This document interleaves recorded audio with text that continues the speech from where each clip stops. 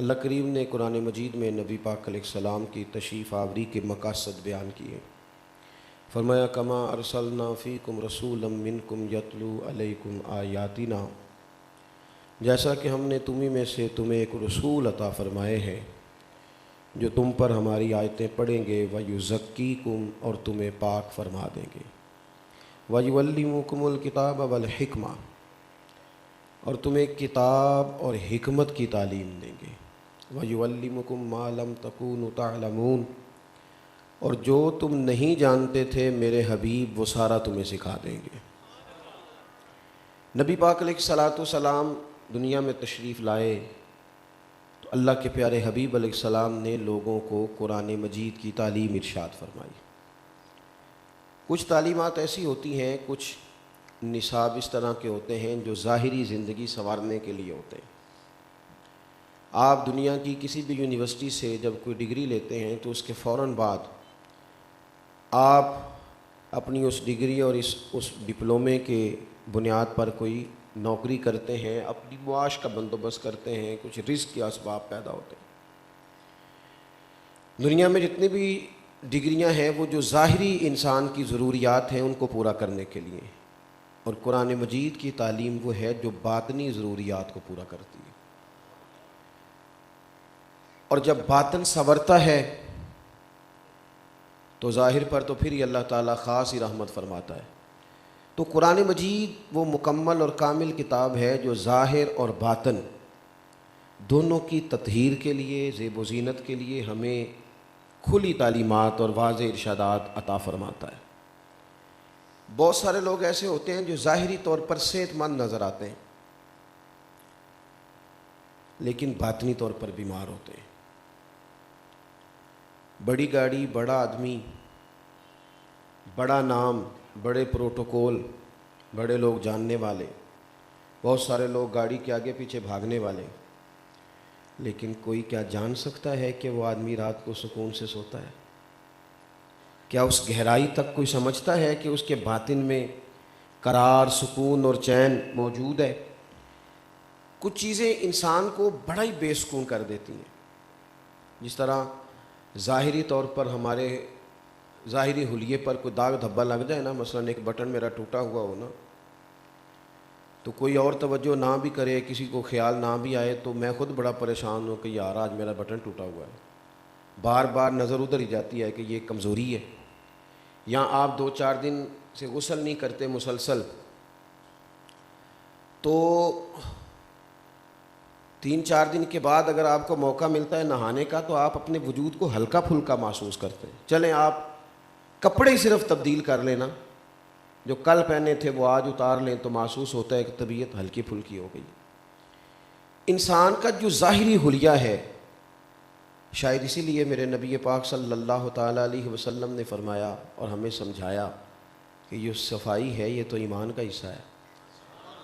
دیکھیں سادہ ہونا اور بات ہے، اور میلا کچیلا ہونا، کہتے ہیں جی فلانے بابا جی سادے ہیں، کیا مطلب؟ کہتے ہیں کافی دن نہاتے نہیں۔ میں نے کہا سادہ نہیں، یہ نادان ہے۔ اللہ کے محبوب کے جسم نور سے تو ہر وقت خوشبو آتی تھی۔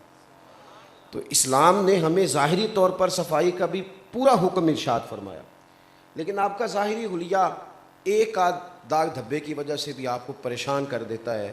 یعنی سیاںا بیانا بندہ مالدار ہے، اس کے گھر میں بیٹھنے کی جگہ ہے، ڈیرا بھی ہے، لنگر بھی کھلا سکتا ہے، لیکن صرف آپ نے آنے سے پہلے بتایا نہیں، دروازے پہ پہنچ کے دستک دی، جناب السلام علیکم میں آ گیا ہوں، تو وہ کیا کہتا ہے؟ کہتا ہے دسنا تو صحیح سی پہلا، میں ذرا صفائی تو کرا لیتا، میں کپڑے تو بدل لیتا۔ انسان کے ظاہری حلیے پر تھوڑی سی بھی کوئی چیز ہو تو بندہ پریشانی محسوس کرتا ہے۔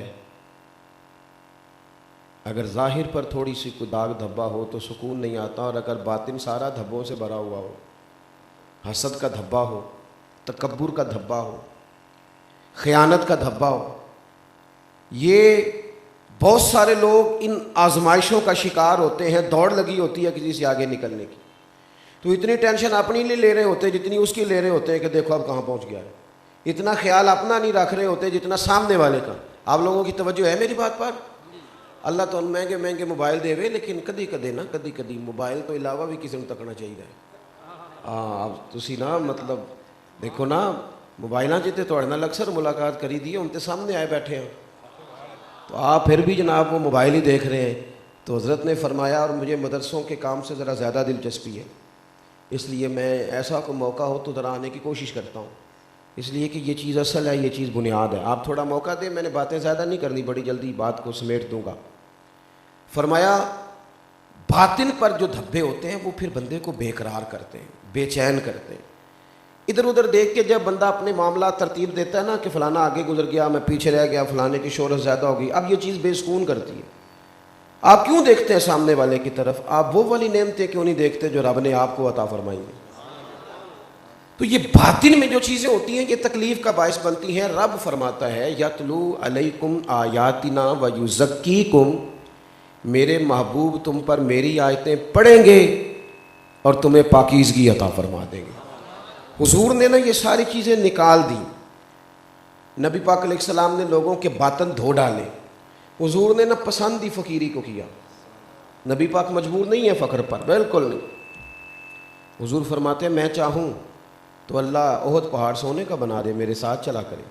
مجھے اختیار دیا گیا, میں چاہوں تو نبی اور بادشاہ بن سکتا ہوں, جیسے حضرت یوسف نبی بھی ہیں بادشاہ بھی ہیں, حضرت سلیمان علیہ السلام نبی بھی ہیں بادشاہ بھی ہیں, یہ پیغمبر اللہ کے. تو اگر میں چاہوں نبی اور بادشاہ بن جاؤں, لیکن میں نے عرض کی ہے مالک میں تیرا بندہ اور نبی بننا چاہتا ہوں.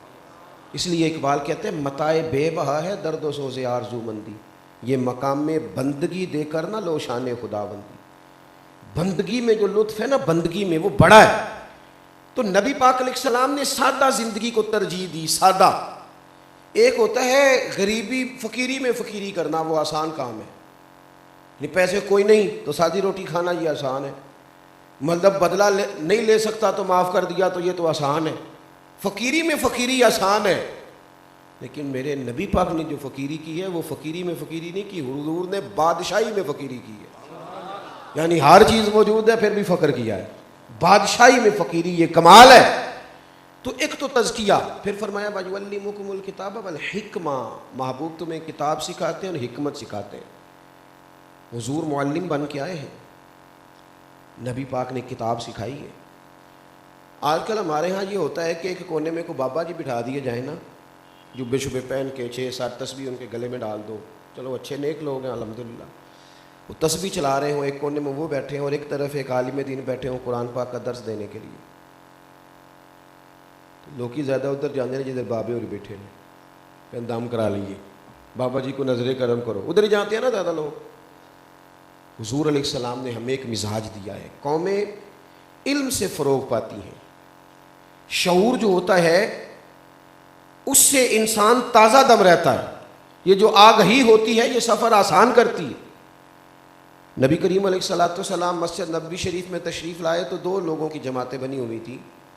ایک طرف بیٹھ کر لوگ اللہ تعالیٰ کا ذکر کر رہے تھے اور دوسری جانب بیٹھ کر ایک آدمی کتاب و سنت کی تعلیم دے رہے تھے اور باقی بیٹھ کے سن رہے تھے.